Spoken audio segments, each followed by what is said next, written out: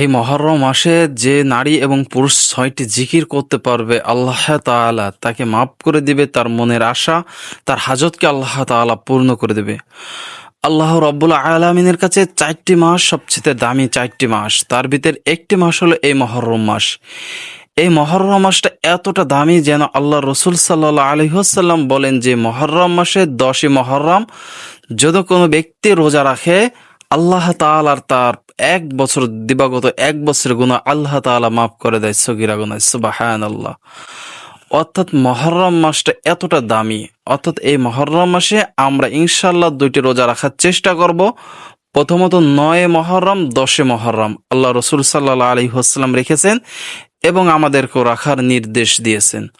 অর্থাৎ আমরা আল্লাহ তাআলার সন্তুষ্টর জন্য আগামীকাল রোজা রাখতেছি, এইটাই বলে নিয়ত করব ইনশাআল্লাহ।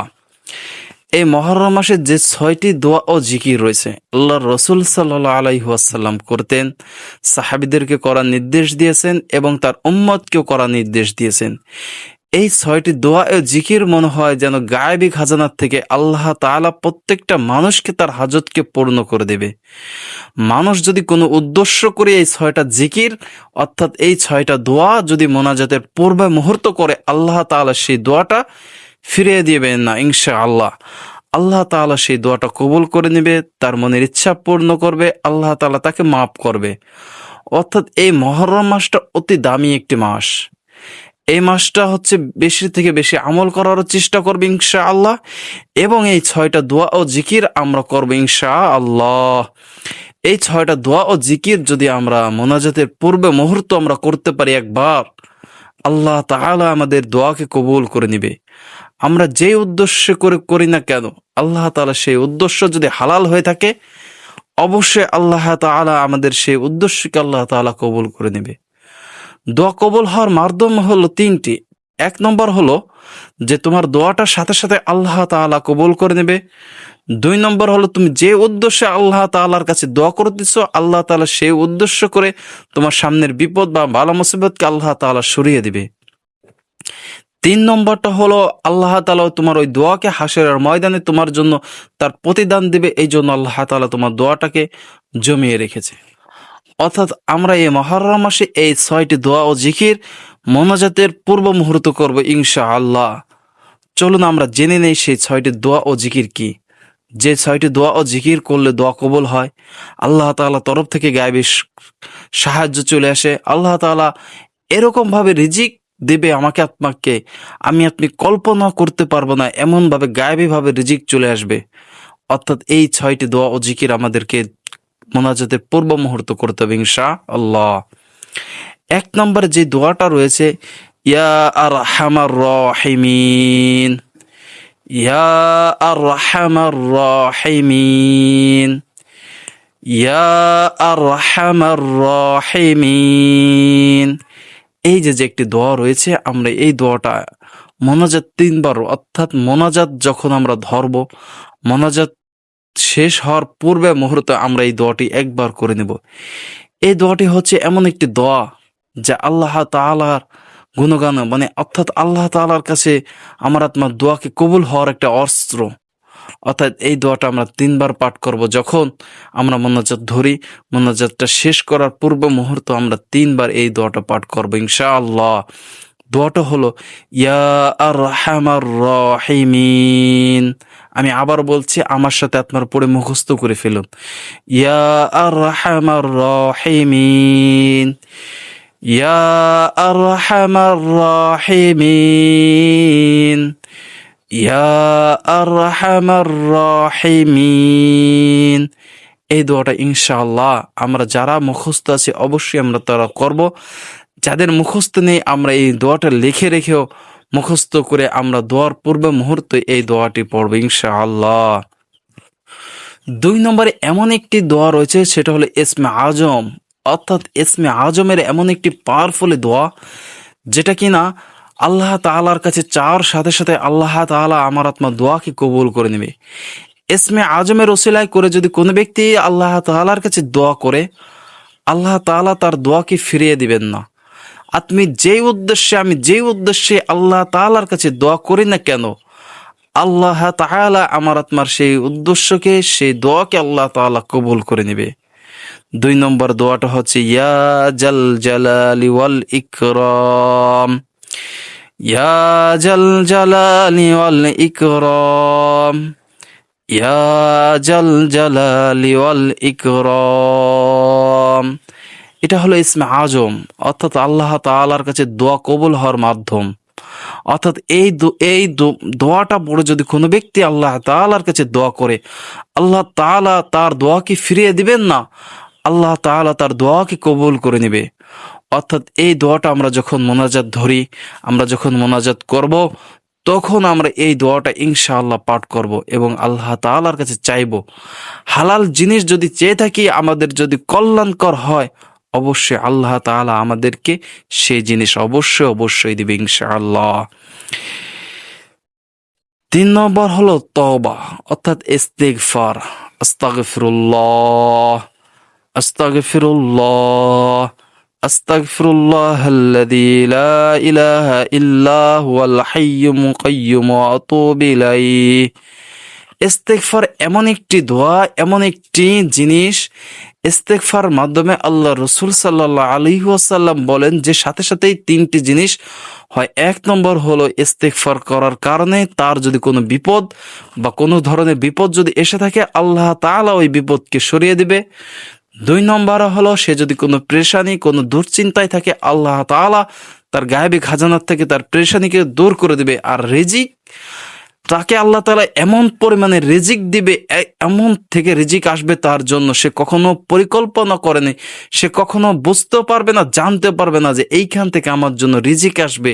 আল্লাহ তাআলা তার জন্য সেইখান থেকে রিজিকের ব্যবস্থা করে দেবে। সুবহানাল্লাহ।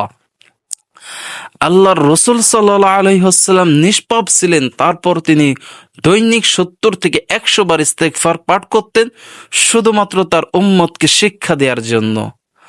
আল্লাহ রব্বুল আলামিন এই ইস্তেগফার করার কারণে যদি কোনো ব্যক্তি এই ইস্তেগফার আদায় করে, যদি কোনো ব্যক্তির ছেলে সন্তান না হয়, আল্লাহ তাআলা যদি আল্লাহ যদি ইস্তেগফারের আমল যদি কোনো ব্যক্তি চালু করে, আল্লাহ তাআলা তার ছেলে সন্তান দেবে।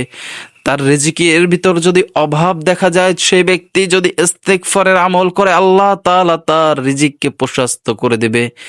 বিপদ থেকে, বালা মুসিবত থেকে, পেরেশানি থেকে যদি কোনো ব্যক্তি ইস্তেগফার আদায় করে, আল্লাহ তাআলা বিপদ থেকে, পেরেশানি থেকে রক্ষা করবে। বৃষ্টির যদি প্রয়োজন হয়, ইস্তেগফারের মাধ্যমে আল্লাহ তাআলার কাছে দোয়া করো, আল্লাহ তাআলা তোমার জন্য বৃষ্টির ব্যবস্থা করে দেবে। যত ধরনের যত সমস্যা আছে না কেন, যদি তুমি ইস্তেগফার আদায় করো, আল্লাহ তাআলা তোমাকে মাফ করে দেবে। এমন একটি ঘটনা আছে, ঘটনাটা হলো ইমামে রুহমি রাহমাতুল্লাহ আলাইহির কাছে 4 জন ব্যক্তি এসে হাজির হলো। একজন ব্যক্তি জিজ্ঞাসা করলো, হুজুর এবার তো লাগাতার বৃষ্টি হচ্ছে না, আল্লাহ তাআলার কাছে দোয়া করুন। আরেকজন ব্যক্তি এসে বললেন, হুজুর আমার তো ছেলে সন্তান হয় না, আল্লাহ তাআলার কাছে আমার জন্য একটু দোয়া করুন। আরেকজন ব্যক্তি এসে বললেন, হুজুর আমার তো অভাব অনটন লেগেই থাকে, আমার জন্য আল্লাহ তাআলার কাছে একটু দোয়া করুন। আরেকজন ব্যক্তি বলে, হুজুর আমি তো সবসময় বিপদের ভিতর থাকি, বিপদ থেকে আমি কেটে উঠতেই পারি না, আমার জন্য আল্লাহ তাআলার কাছে একটি দোয়া করুন। তখন ওই বুজুর্গ ব্যক্তি বলে, তোমরা শোনো, ইস্তেগফারের আমল আদায় করো, আস্তাগফিরুল্লাহ। অর্থাৎ এই ইস্তেগফারের আমলটা যদি তোমরা নিয়মিতর সাথে করতে পারো, আল্লাহ তাআলা সমস্ত সমস্যা সমাধান করে দেবে। অপর এক ব্যক্তি জিজ্ঞাসা করলো, হুজুর 4 জনের 4টি সমস্যা, তাহলে আপনি কেন একটি আমলের কথা বললেন? তখন ওই বুজুর্গ ব্যক্তি বলে, যদি এই একটি আমল যদি কোনো ব্যক্তি নিয়মিতর সাথে আদায় করতে পারে, কোনো ব্যক্তি যদি এই একটি আমলই করতে পারে, সমস্ত বিপদ এবং সমস্ত বালা মুসিবত এবং সমস্ত পেরেশানি এই একটি আমলের ভিতরে রয়েছে। অর্থাৎ ইস্তেগফারের এমন ফজিলত রয়েছে, আমি কল্পনাও করতে পারবো না। ইস্তেগফার এত দামি একটা জিনিস। এই জন্য 3 নম্বর হলো আমরা বেশির থেকে বেশি ইস্তেগফার আদায় করবো আল্লাহ তাআলার কাছে। দোয়া কবুল হওয়ার মুহূর্ত হলো ইস্তেগফার। যখন আমরা মোনাজাত ধরবো, আল্লাহ তাআলার কাছে 3 বার কমপক্ষে হলো ইস্তেগফার আদায় করব। 4 নম্বর যে জিনিসটা হলো সেটা হলো জান্নাতে যাওয়ার একটি তরবারি বা জান্নাতের একটি তাণ্ডব। আল্লাহ রাসূল সাল্লাল্লাহু আলাইহি ওয়াসাল্লাম বলেন এটা এমন একটি দোয়া, সেটি হলো জান্নাতে যাওয়ার জন্য এমন একটি দোয়া তোমাদেরকে আমি শিখিয়ে দিচ্ছি। 4 নম্বর দোয়াটি হলো লা হাওলা ওয়ালা কুওয়াতা ইল্লা বিল্লাহ, লা হাওলা ওয়ালা কুওয়াতা ইল্লা বিল্লাহ, লা হাওলা ওয়ালা কুওয়াতা ইল্লা বিল্লাহ। এটা হলো 4 নম্বর একটি দোয়া। আমরা যখন মোনাজাত ধরব, যখন আমরা মোনাজাত করব, অবশ্যই আমরা যেন এই মোনাজাতের ভিতর এই দোয়াটি রাখি। কমপক্ষে হলে একবার যেন আমরা এই দোয়াটি মোনাজাতের ভিতর একবার হলে উচ্চারণ করি, লা হাওলা ওয়ালা কুওয়াতা ইল্লা বিল্লাহ। 5 নম্বর জিকির এবং 5 নম্বর দোয়াটি হলো সুবহানাল্লাহি ওয়া বিহামদিহি, সুবহানাল্লাহি ওয়া বিহামদিহি, সুবহানাল্লাহি ওয়া বিহামদিহি। এটা আমরা 3 বার আদায় করব ইনশাআল্লাহ। সুবহানাল্লাহি ওয়া বিহামদিহি এটা যদি আমরা আদায় করি, জান্নাতের ভিতর আমাদের জন্য একটি গাছ নির্মাণ করা হয়। আসমান এবং জমিনের ভিতর যত ফাঁকা জায়গা আছে আল্লাহ তাআলা নেকি দ্বারা ভরপুর করে দেয়। সুবহানাল্লাহি ওয়া বিহামদিহি, সুবহানাল্লাহি ওয়া বিহামদিহি। যখন আমরা মোনাজাত ধরব, যখন আমরা মোনাজাত করব আল্লাহ তাআলার কাছে, যখন কোনো কিছু চাওয়ার উদ্দেশ্যে, আমরা কমপক্ষে 3 বার এটাকে আমাদের মোনাজাতের ভিতর অবশ্যই রাখব। কেননা এটা হোক একটা দোয়া কবুল হওয়ার একটি মাধ্যম। অবশ্যই আমরা এটা করব। এবং সর্বশেষ যেটি 6 নম্বর যে জিকিরটি হলো এবং সর্বশেষটি হলো সুবহানাল্লাহ, যে জিনিসটা এবং সর্বশেষ জিকিরটা হলো জাজাল্লাহু আন্না সাইয়্যিদিনা মুহাম্মাদান মা হুয়া আহলু, জাজাল্লাহু আন্না সাইয়্যিদিনা মুহাম্মাদান মা হুয়া আহলু। সর্বশেষ যে জিকিরটি 6 নম্বর, এটা আমরা অবশ্যই করব। এটা এমন একটি দোয়া, এটা হচ্ছে দুরূদ শরীফ, অর্থাৎ দুরূদ। আল্লাহ তাআলার কাছে দোয়া কবুল হওয়ার মাধ্যমে এই দুরূদটি রাখবো। দুরূদে রাখলে আল্লাহ তাআলার কাছে দোয়াটা আরো বেশি কবুল হয়। অর্থাৎ এটা এমন একটি দোয়া, এটা যদি কোনো ব্যক্তি একবার আদায় করে 70,000 ফেরেশতা, নূরের ফেরেশতা 1টি বছর ধরে অনবরত তার নামে নেকি লিখতে তালে থাকে। সুবহানাল্লাহ। কোন ব্যক্তি যদি একবার এই দোয়াটি আদায় করে 70,000 ফেরেশতা 1 বছর তার আমল নামায় নেকি লিখতে তাহলে থাকবে অনবরত। ফেরেশতাদের খাওয়া নেই, ঘুম নেই, ওযু ইস্তেঞ্জা, কোনো বিশ্রামের প্রয়োজন নেই। একটা ফেরেশতা যদি 24টা ঘন্টা নেকির কাজ লিখতে তাহলে থাকে, তাহলে ভাবুন তো আপনি কত নেকির অধিকারী হয়ে যাচ্ছেন। দোয়াটি আমি আবারও বলিনি, জাজাল্লাহু আন্না সাইয়্যিদিনা মুহাম্মাদান মা হুয়া আহলু, জাজাল্লাহু আন্না সাইয়্যিদিনা মুহাম্মাদান মা হুয়া আহলু। এই 6টি দোয়া ও জিকির আমরা আমাদের মোনাজাতের পূর্ব মুহূর্তে ইনশাআল্লাহ করার চেষ্টা করব। আল্লাহ তাআলা, এই মুহররম মাস হলো ক্ষমা ঘোষণার মাস, এই মুহররম মাস হলো দোয়া কবুল হওয়ার মাস, এই মুহররম মাস হলো মাগফিরাতের মাস, এই মুহররম মাস হলো নাজাতের মাস। এইভাবে অনেক নবী রাসূলকে আল্লাহ তাআলা পরীক্ষা করেছে এই মুহররম মাসে। যেমন হযরতে ইব্রাহিম খলিলুল্লাহ, তাকে নমরুদের আগুনের থেকে আল্লাহ তাআলা রক্ষা করেছে। হযরত মুসা আলাইহিস সালামকে ফিরআউনের নির্যাতন থেকে এই মুহররম মাসে রক্ষা করেছে। সুবহানাল্লাহ, আলহামদুলিল্লাহ। এই মুহররম মাস অনেক ফজিলতের একটি মাস, এই মুহররম মাস অনেক দামি একটি মাস। অর্থাৎ সর্বপ্রথম আমরা 2টি রোজা রাখবো এবং যে বাকি যে 6টি দোয়া ও জিকির রয়েছে আমরা অবশ্যই আমাদের মোনাজাতের পূর্ব মুহূর্তে, অর্থাৎ মোনাজাতটা যখন আমরা শেষ করব, শেষ করার পূর্ব মুহূর্তে আমরা এই 6টি দোয়া ও জিকির আমাদের মোনাজাতের সাথে রাখবো ইনশাআল্লাহ। আমাদের হাজত, আমাদের ইচ্ছা, আমাদের মনের আশা, আমাদের সমস্ত বিপদ বালা মুসিবত সমস্ত কিছু আল্লাহ সুবহানাহু ওয়া তাআলা তার গায়েবী খাজানার থেকে আমাদেরকে রক্ষা করবে। আল্লাহ তাআলা প্রত্যেকটি দিদি ভাই ও বোনদেরকে, প্রত্যেকটি মা বোনদেরকে এই 6টি দোয়া ও জিকির যেন বেশি বেশি করতে পারে এবং মুহররম মাসে 2টি রোজা যেন রাখতে পারে। আল্লাহ তাআলা সবাইকে যেন কবুল করে, আমিন।